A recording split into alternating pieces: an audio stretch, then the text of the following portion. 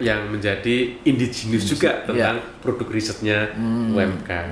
Nah, lalu akan diarahkan kemana begitu kan? Tentu dalam konteks ini adalah dilanjutkan dengan apa yang disebut dengan hilirisasi riset, kan? Hilirisasi riset di samping juga ada pengabdian pada masyarakatnya begitu. Nah, hilirisasi riset inilah sebenarnya yang akan mendukung apa yang disebut dengan karya unggulan tadi, Bapak.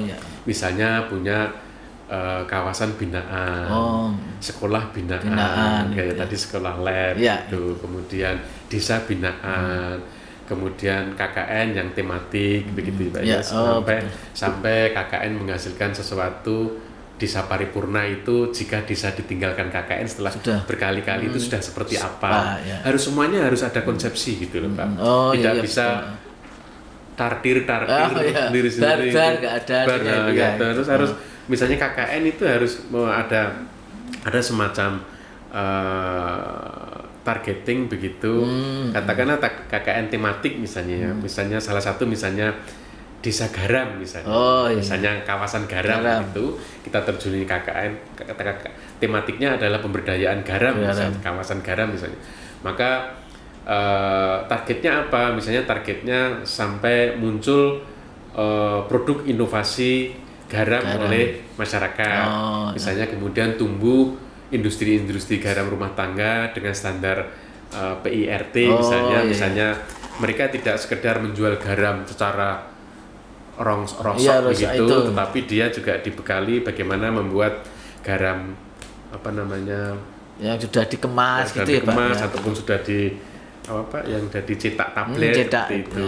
Nah, inovasi-inovasi itu harus disalurkan melalui upaya-upaya riset pengembangan, pengabdian pada masyarakat, di dalamnya ada KKN dan lain sebagainya. Kalau tanpa ada target-target seperti itu, maka ya nggak ada bekas. Betul Pak. Jadi uang yang dibelanjakan nggak ada bekas, nggak akan menyumbang ke masyarakat ke masyarakat, tidak akan berkontribusi ke akreditasi, jadi muspro Pak. Untuk itu semuanya harus diikat melalui rencana induk pengembangan tadi Pak, rencana induk pengembangan. Jadi konsep jelas, hasil jelas, prosesnya juga jelas. Akhirnya puas. Iya betul Pak. Puas semua, jadi semua harus berbekas begitu loh Pak, supaya kita sebagai dosen tuh ya ada tinggalan gitu. Ono wujudnya lah. Wujud itu, nggak cuma pulang ngajar, berangkat ngajar pulang, berangkat ngajar pulang, tapi kita ini kan sebenarnya kumpulan orang-orang terdidik ya Pak, orang terdepan ya. Frontier SDM frontier gitu ya, orang terdepan. Tapi kalau kemudian mubrah-mubrah istilahnya itu, muspro kan sayang gitu eman-eman ya Pak, eman-eman. Nah, dari kegiatan ini kemudian ditulis dalam bentuk paper gitu ya, dalam bentuk paper dipublikasikan ke jurnal nasional maupun internasional. Nah, nanti reputasi gitu loh Pak. Kan istilahnya gini, sering kita kesusu itu bahasa Indonesianya tergesa-gesa mengejar jenang, akhirnya nggak dapat jeneng. Jadi jenengnya hilang hilang. Sibuk mengejar jenang, akhirnya jenengnya hilang. Jeneng itu nama begitu ya. Betul. Tapi akan lebih sustain apabila kita itu sibuk untuk mengejar jeneng. Nanti nggak disangka-sangka jenang itu ikuti datang sendiri tumbuh kembang. Kalau gitu. Filosofi Jawa kan begitu Pak. Ciralah cari jeneng sik le, engko kan jenengan teko dhewe kan. Jenengnya datang sendiri. Kan gitu biasanya kan gitu. Perbaiki nama, maka nanti rezeki itu akan datang sendiri. Betul. Jangan hanya sibuk mengejar jenang tapi jenengnya terlupakan. Itu mungkin Pak ya, penganut masalah pragmatis itu yang penting jeneng sih jeneng nggak penting gitu. Jadi nanti ya akhirnya ada bekasnya. Bekas itu Pak. Tapi betul. Kan sayang sebagai scholar kita ini kan kalau disebut sebagai perusahaan ya, korporasi kita ini kan uniqueness korporasi karena apa? Komoditas kita itu adalah intangible commodity gitu Pak. Betul. Komoditas yang kita transaksikan ini nggak kelihatan. Yang kita transaksikan itu kan bahasa fisiknya kan membesarkan kepala gitu ya betul. Pak. Membesarkan kepala dalam konteks bukan physically tetapi adalah intensity. Bagaimana isi kepala ini akan semakin intensif sehingga kapasitasnya menjadi besar, kemudian awareness-nya besar, rasionalisme besar dan lain sebagainya. Nah itu kan ukurnya susah Pak. Iya kan? betul lah. Jadi Tapi kalau kemudian itu dikanalisasi dalam bentuk multiplier ke masyarakat yang wujud itu, maka kelihatan pendidikan di UMK itu seperti itu. Terus ini Pak Rektor, ini kaitannya dengan SDM kan. Tadi Pak Rektor juga mengetengahkan tentang tantangan global ini. Strategi apa nanti untuk peningkatan SDM, terutama dosen-dosen, apakah nanti sekolahnya itu tidak tersentral pada satu universitas dan sehingga memperoleh berbagai banyak jejaring, berbagai banyak wawasan, dan ini bagaimana ini strateginya Pak Rektor ini? Jadi memang harus dimulai dengan analisis SDM Pak. Analisis SDM, kita akan membuat meta resourcing begitu ya, yang pemetaan sumber daya begitu, sehingga nanti akan ketahuan sebenarnya yang real itu misalnya kebutuhan dokter kita itu berapa, existing yang ada dokternya itu berapa, sehingga butuh gap berapa.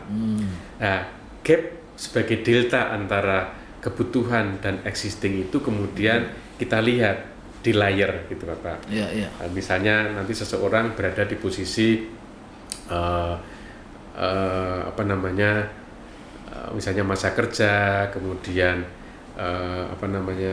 kebutuhan prodi, kemudian pendidikan, produktivitas dan lain sebagainya. Nanti misalnya itu adalah determinan-determinan sehingga akan memposisikan kalaupun antri itu dia posisinya di mana begitu.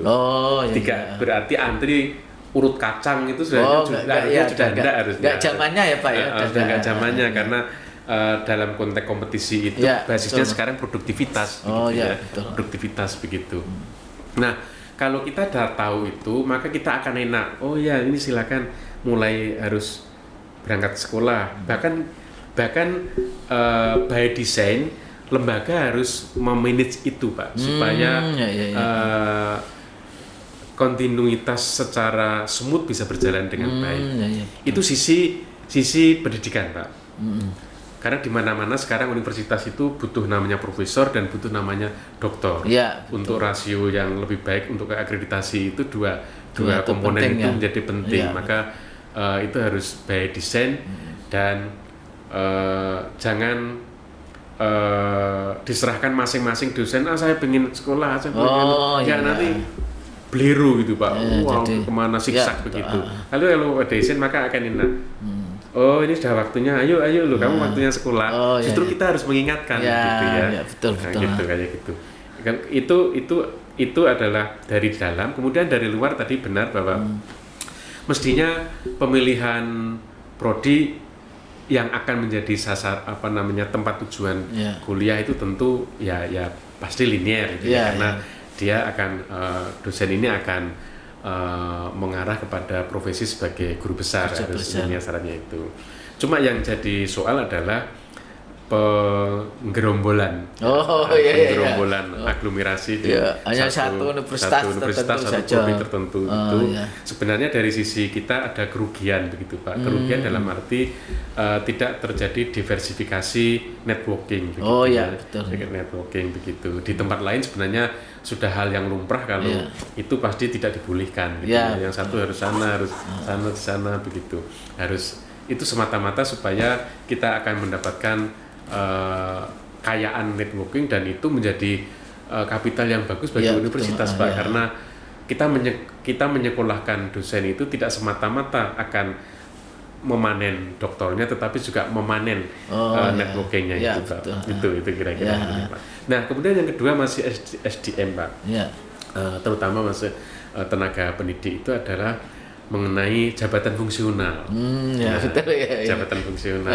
Nah, kami melihat teman-teman yang sudah doktor, sudah lama di sini begitu, ternyata masih asisten ahli, artinya stagnan gitu Pak. Stagnan. Gitu.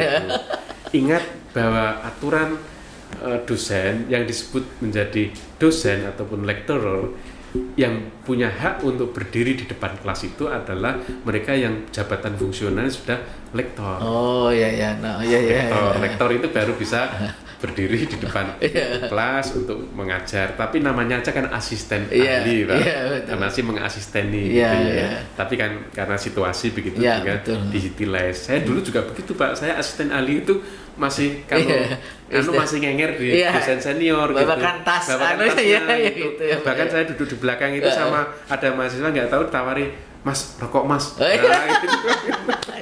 Iya, kalau dulu mah gitu Pak ya, apalagi gitu. Kalau di negeri kan ketat itu ya, ketat ya betul. Sering itu dapat tawaran, "Mas, rokok Mas." Iya, makasih. Gitu terus itu. Udah pokoknya gitu. Nanti kalau ngajar nanti diperhatikan seniornya gitu ya. Gitu ya. Jadi itu harus ya. Nah, untuk itu mestinya lembaga ini harus memfasilitasi untuk itu, Bapak.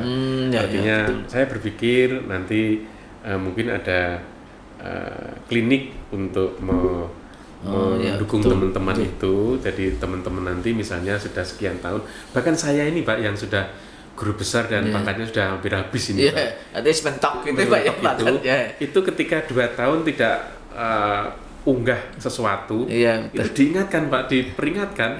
Harusnya kan saya tinggal kipas-kipas gitu Pak. Saya masih dikejar dengan surat itu gitu kan. Ini pun nanti juga begitu bahwa lembaga secara desain harus membantu teman-teman untuk agar nasibnya baik begitu dari sisi baik dan meningkat karena tadi kalau jenengnya jadi lektor kan otomatis jenangnya juga jenang kelas lektor kan. Tapi kasihan kalau misalnya dokter sudah lama masih saya asisten ahli kan jenangnya juga jenang asisten ahli kan gitu Pak. Mosok sholat terus petarnak barang lah. Kan gitu ya Pak ya. Kok sholat terus cepet rusak. Lah bentar kan nyaring wes gitu. Gitu kayaknya. Ini memang Pak, memang baiknya jangan dibiarkan untuk mereka betul, Pak. hidup di belantara sendiri, tapi lembaga juga memfasilitasi, membantu mereka by design untuk pada saatnya mereka harus naik pangkat misalnya jabatan fungsional, mestinya kita harus mengingatkan dan kita harus memfasilitasi gitu, sehingga nanti mungkin misalnya ada klinik pendampingan jabatan fungsional seperti itu. Bahkan dalam konteks yang pertama tadi, yang penelitian tadi mungkin supaya dosen itu tidak berangkat ngajar pulang sehingga nggak ada kesibukan yang lain Pak. Sehingga perlu kita beri tambahan kesibukan berupa riset pengabdian begitu. Sehingga perlu tentu lembaga ini mendesain semacam pendampingan dan sistem insentif bagi mereka supaya menumbuhkan preferensi kegemaran untuk meneliti. Kami dulu juga begitu Pak, jadi sibuk rebutan ngajar. Benar ya. Begitu saya dulu ketua LPPM, kemudian saya buat grup riset begitu Pak. Kemudian kami ada dengan skim-skim pancingan begitu. Akhirnya mulai berlatih membuat proposal, berlatih terus gitu. Ternyata enak ya, besar yang terbatas terus. Akhirnya sekarang itu kalau pembagian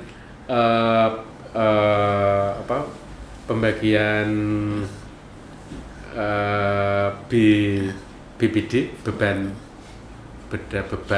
mengajar atau mengajar Pak. Iya, beban mengajar. Beban mengajar itu pada Indonisasi Pak. Pada Indonisasi. Iya, artinya oke gitu karena opportunity untuk riset, karena riset kalau sudah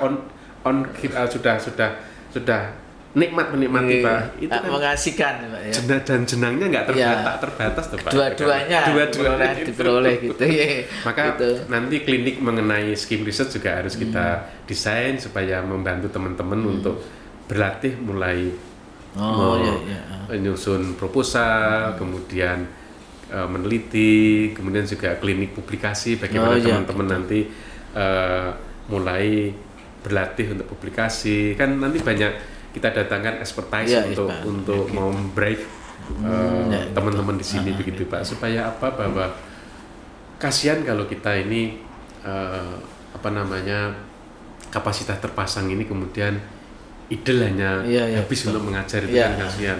Sekolah dokter iya. sulit pulang hanya untuk ngajar, nyiapkan PowerPoint, ngisi absen, ngoreksi, hanya itu gitu. RPS gitu.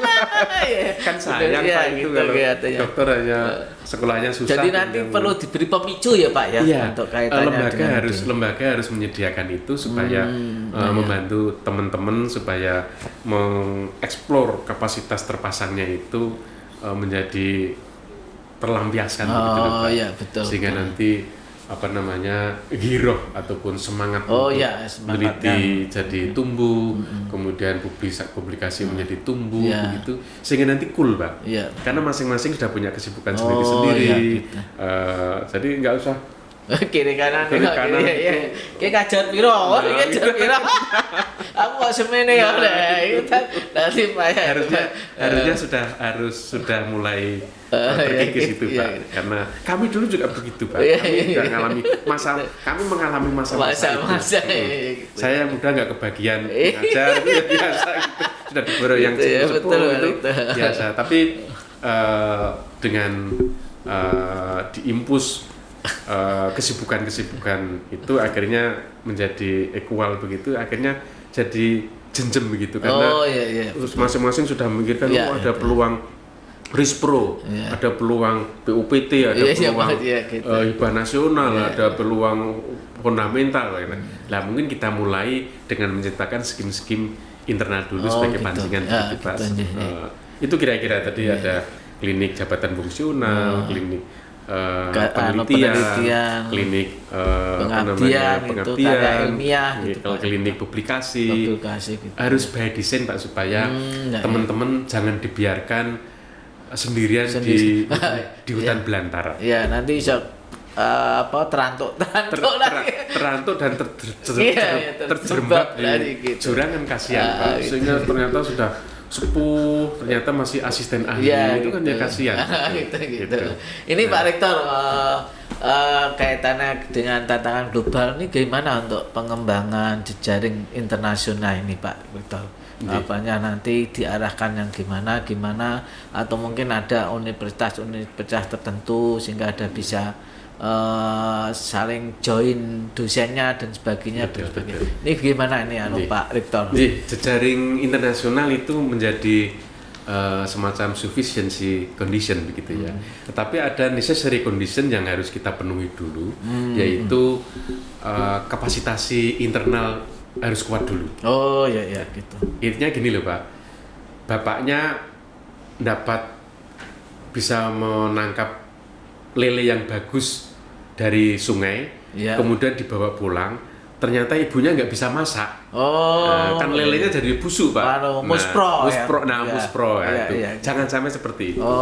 Maka dapurnya diperkuat dulu. Itu sebagai necessary condition, sebagai syarat perlunya seperti itu.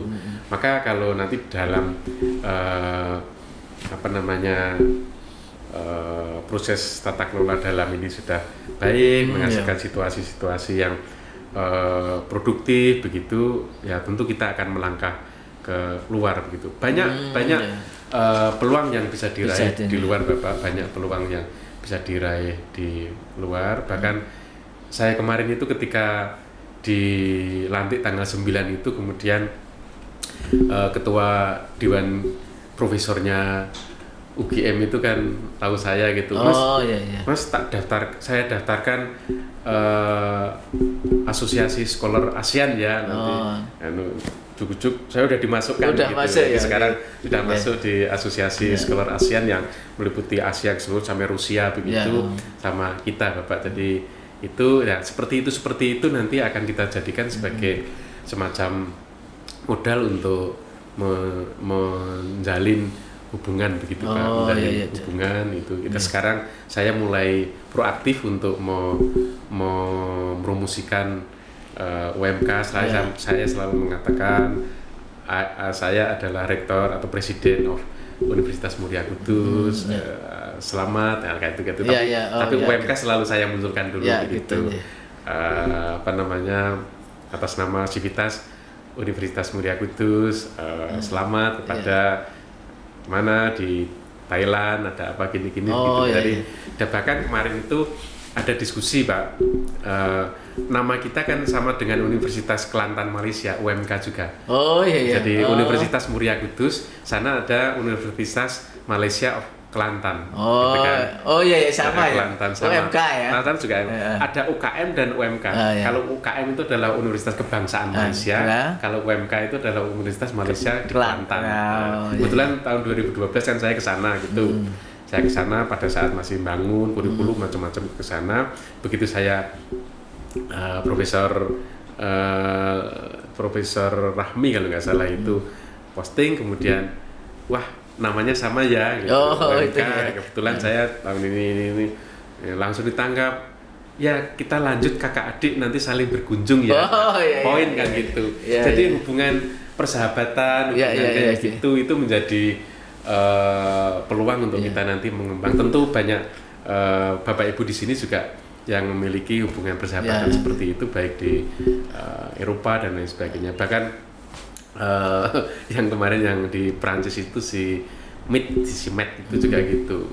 Tiba-tiba itu WA saya gitu, selamat iya. Mr. Presiden gitu kan. Oh, iya, Oh iya. iya, Matt, saya tetap dibantu. Oh siap. Oh, gitu ya. Yang di Taiwan juga begitu, Mas Rohmah itu. Jadi ini secara langsung sebagai promosi sekaligus marketing ya Pak ya.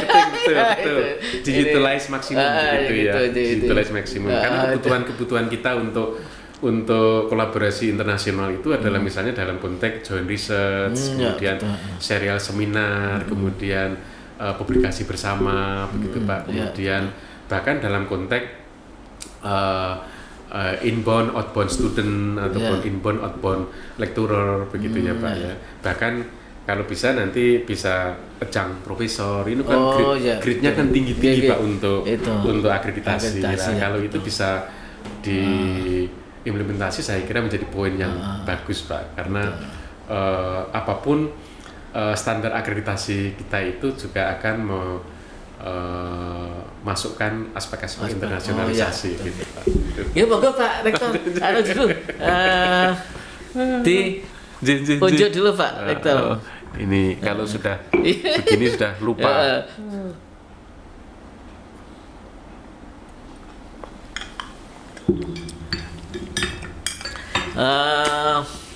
Baik Pak Rektor, berarti UMK ini harus memperkuat diri, Betul. memantapkan diri dan membranding ya Pak ya, sehingga betul. nanti daya tawar ke internal kuat, keluar juga kuat. Betul. Barangkali ini sebagai closingnya Pak Rektor, sebagai penutupnya, mungkin Pak Rektor akan menyampaikan sesuatu pesan atau gimana yang berkaitan akan apa semakin tadi memantapkan, memperkuatkan dan membranding eksistensi UMK ini. Bagaimana Pak Rektor sebagai penutupnya ini? Monggo. Pak, terima kasih. Jadi begini, Universitas Muria Kudus ini adalah sebuah lembaga di mana kita semua ini adalah hidup di situ, mengabdi di situ, dan mencurahkan segala kompetensi yang ada di kita di situ. Maka yang paling pokok sebenarnya adalah mari bersama-sama untuk membesarkan dan memajukan UMK ini, Universitas Muria Kudus ini, karena dengan besar dan majunya Universitas Muria Kudus otomatis juga akan membesarkan diri kita. Oh ya, dengan gitu. Jadi menjadi kata majemuk sudah. Kalimat majemuk nggak bisa dipisahkan. Nggak bisa dipisahkan. Ya, itu. Tapi sebaliknya kalau kita senantiasa berpikir selalu mengkerdilkan Universitas Muria Kudus, maka ya tunggu saatnya kita pun akan jadi kerdil gitu ya. Oh ya. Ya kalau dalam konteks pragmatis tadi ya kerdil jeneng dan kerdil jenang. Gitu. Dan itu mestinya tidak terjadi Pak, karena kita ini adalah orang terdidik, orang terdepan, scholar yang senantiasa berpikir besar, depan, begitu tentu akan memikirkan bagaimana caranya secara bersama-sama, secara kolaboratif di antara bagian dari unit-unit yang ada di Universitas Muria Kudus ini sebagai entitas dalam satu unity begitu Pak, untuk bahu-membahu dimanapun posisinya untuk memajukan Universitas Muria Kudus. Karena kan begini Pak, yang namanya sepeda itu kan tidak semuanya menjadi stang. Iya. Sepeda itu ada pedalnya, ada peleknya, ada jerujinya, ada saddle-nya, ada bannya begitu. Tapi kalau fungsi dari masing-masing itu bisa berfungsi dengan baik, maka sepeda itu bisa melaju dengan baik, lancar dan cepat. Kira-kira Pak. Gitu ya. Baik, terima kasih Bapak Rektor UMK, Bapak Profesor Dr. Insinyur Darsono MSI yang telah menyempatkan waktu untuk berbincang-bincang dengan podcast PBSI, teman sekita teman sekita Pak Rektor ya. Saya Muhammad Kansunuddin ya, yang telah menemani Bapak Rektor dalam bincang-bincang hari ini. Pamit ya, artinya sekali lagi saya mewakili podcast Bapak Rektor. Terima kasih sekali karena Bapak Rektor telah mencurahkan, telah menyampaikan pokok-pokok pikiran yang sangat-sangat luar biasa untuk perkembangan Universitas Muria Kudus. Semoga harapan kita sebagai masyarakat atau sivitas Akademi UMK nanti bisa benar-benar UMK ini akan semakin berkibar, semakin maju sebagaimana tadi pemikiran-pemikiran Bapak Rektor. Jadi terima kasih Bapak Rektor ya telah meluangkan waktu di tengah-tengah kesibukan yang sangat-sangat luar biasa. Sekali lagi terima kasih dan salam penutup untuk pemirsa podcast PBSI teman sekita. Assalamualaikum warahmatullahi wabarakatuh. Waalaikumsalam warahmatullahi wabarakatuh. Sejahtera bagi kita semua. Terima kasih.